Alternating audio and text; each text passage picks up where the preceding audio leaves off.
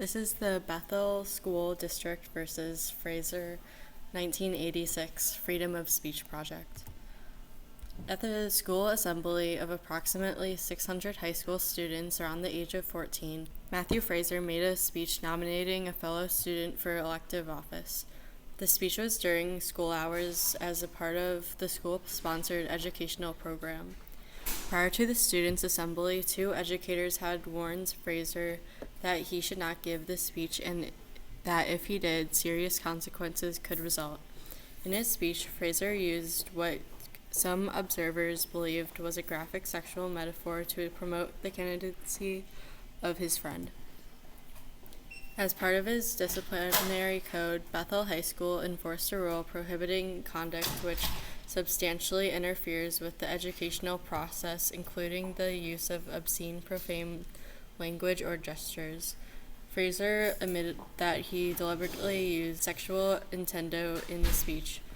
Fraser was suspended from school for 3 days and removed his name from the list of possible graduation commencement speakers.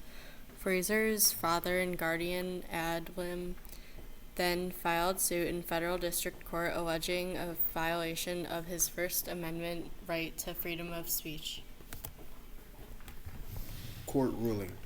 The U.S. Supreme Court ruled 7-2 that school officials did not violate a student's free speech and due process rights when he was disciplined for making a lewd and vulgar speech at a school assembly. The court referenced the Tinker v. Des Moines case and said that Fraser's speech was different from the political speech in this case. Unlike Tinker, Fraser's speech did cause a disruption when students reacted to his comments. Justice Berger also said that schools have a right to protect younger students from inappropriate and sexual speech. Justice Berger empathized that students have the freedom and right to voice unpopular or controversial views, but that schools should teach students that boundaries are socially appropriate behavior.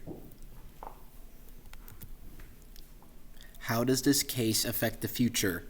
This 1986 Supreme Court decision put forth the principle that public school officials can prohibit student speech that is vulgar, lewd, or plainly offensive.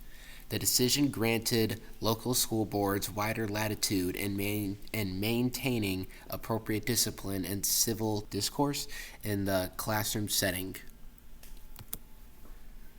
Thanks for watching.